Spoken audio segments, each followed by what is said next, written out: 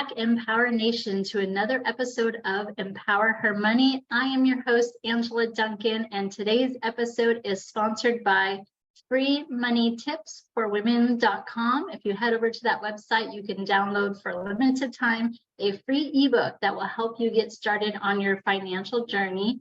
I am super excited for my guest today. She did such an amazing job for me personally, helping me figure out what my brand is and everything that goes into the marketing and everything behind all of that. So Bianca, so excited for you to be here today.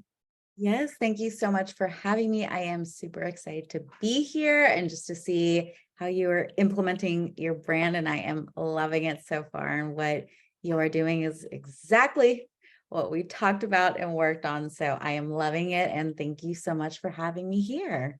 Yeah, I think I shared a story with you. You know, I am terrible when it comes to just marketing and understanding all the psychology that comes behind it. Like, I know I love pink, but I often say, like, I'm a mannequin or like the window shopper. I don't know how to put anything together. So that's just such an incredible, thing that you can provide. So tell us a little bit about your journey, how you got started, and, tell us all about Bianca.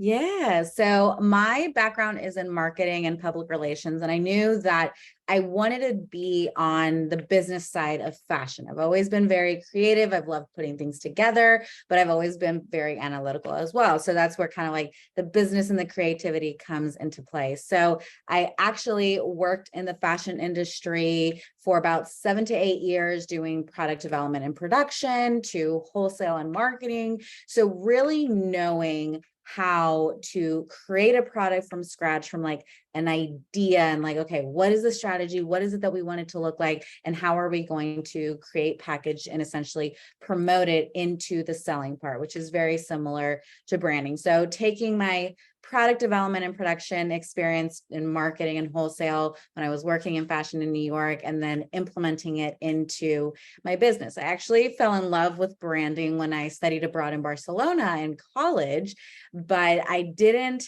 have the idea. I always wanted to be entrepreneurial or do something on my own since I was very little, but I had a situation, my last corporate job, where blessing in disguise, they were like, hey, your, brand that you're repping pulled out of their contract early, so just don't come back to work on Monday. And I was like, okay.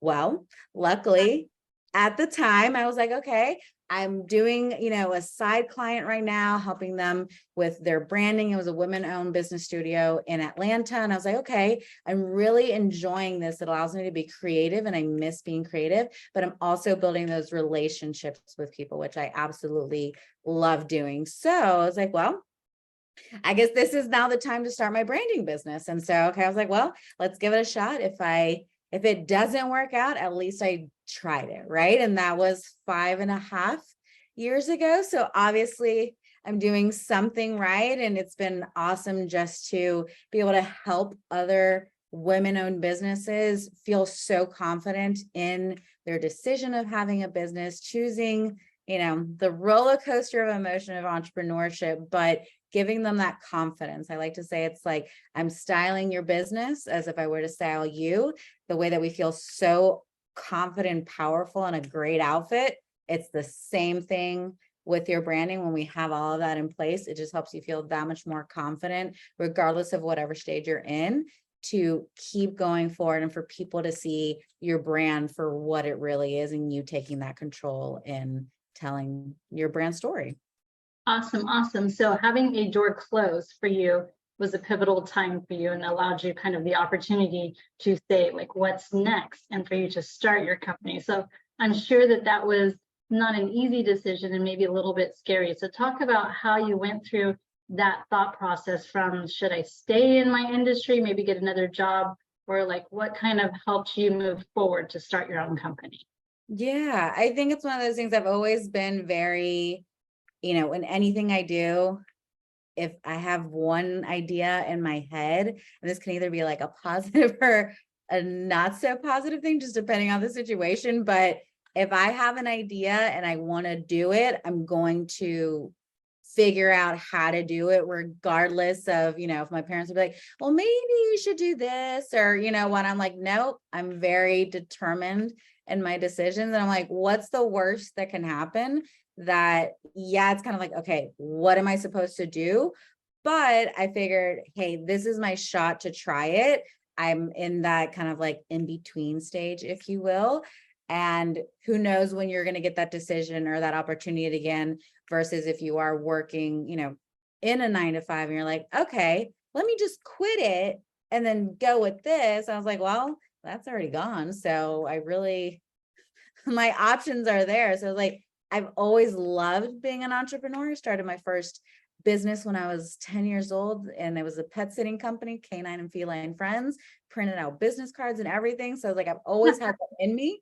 And I was like, you know what? Let's just give it a real shot, treat it like a business, and implement everything that I learned in school and real world. And, if I can try that and have the mindset of, hey, at least I'm trying it, I'm giving it my all. And if it doesn't work out, then that's fine. At least I tried it. I rather not live my life with regret or like, oh, I should have done that. And I say, just like, if you have that tenacity to go for it and try it, trust yourself to do that. So that's kind of how I approached it myself. And I was like, well, let's give it a shot. Let's go. Yeah. So you mentioned that when you were younger at 10, you started your first business. Now talk about like your home life. How did that play out? Were they encouraging? Talk about if someone is on our podcast and they're a parent, what advice could you give to them if they had a child like you who wanted to start their own company? Yeah, no, definitely. I think it's one of those things. So my parents, they grew up in Latin America and then they came here for college and then stayed here. So different worlds that we grew up in and stuff like that, but they were always very adamant that, they wanted me to learn the value of money. I've always been working or doing some kind of side hustle, whether it was like real money or fake money. But really for them, they were like, we want you to learn what it is, the value of $1 to work for things. I started working when I was, 14 at the YMCA, and then I've been working ever since. So that was something that they really ingrained in me, that like work ethic is so important. And that like, even my mom would help me with my flyers. And she's like, why don't you do like report cards for the dogs and cats that you babysit? So, just, I think they were very like, hey, okay, let's help you, like, to embed that creativity, like make you think outside the box as a kid and having fun with it. And I think that's something that I always just remember them being very like supportive or like encouraging, like, you need to have a job, like money doesn't grow on trees. And so I appreciate that, because I'm very like independent at my age. I never want to have to ask my parents for anything. Like after college, I was like, I've been on my own. So I value that to a high regard. So I think that's one of those things that as a parent, if you see your child, having those inclinings to being like an entrepreneur, having that type of spirit, like just continue to encourage them in a fun way. And, I think that builds responsibility and independence, which I value that to such a high degree now as an adult, that I wouldn't change it for the world. Yeah, that's an awesome story. I remember when I was probably maybe 6 or 7, similar, I was with my cousins and we wanted to go make some money. So we took origami because my mom's Japanese. I went door to door and selling it. And I remember coming home, and the only thing I remember from that event is my mom getting mad because I crossed the street.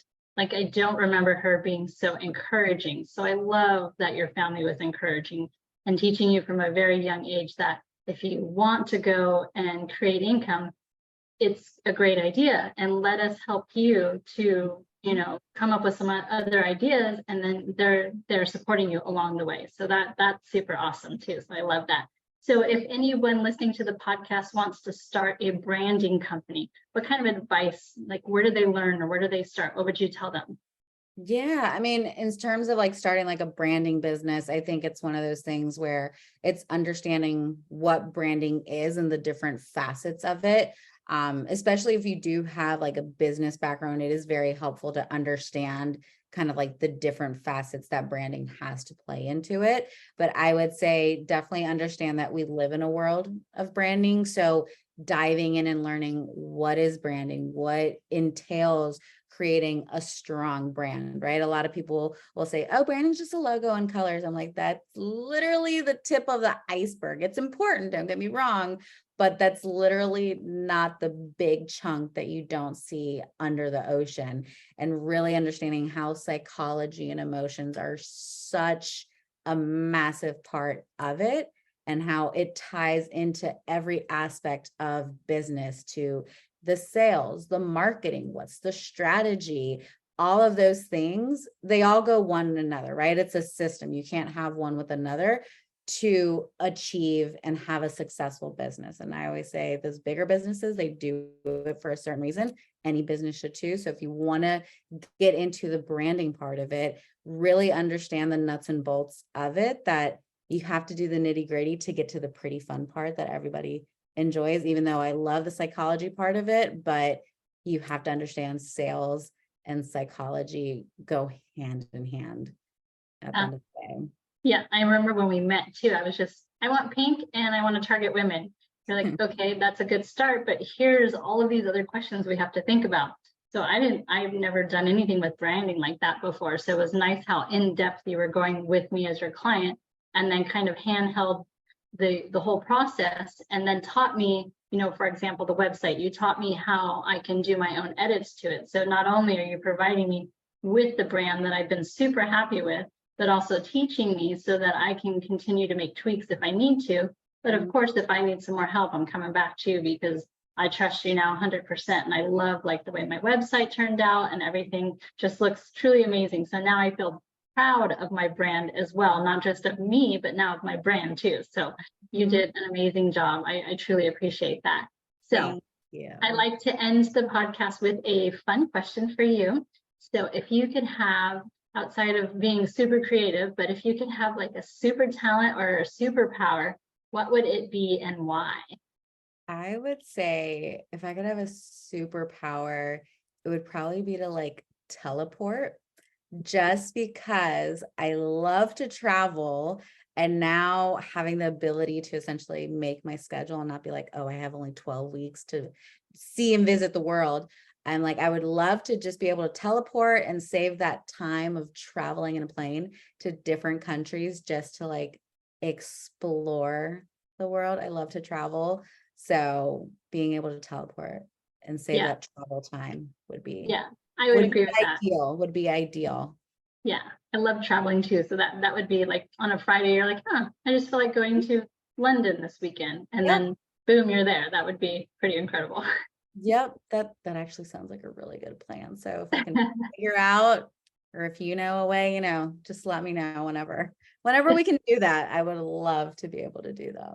Sounds good. Awesome, Bianca. So if our audience wants to get in touch with you to learn more about how you can help their business grow, how do they reach you?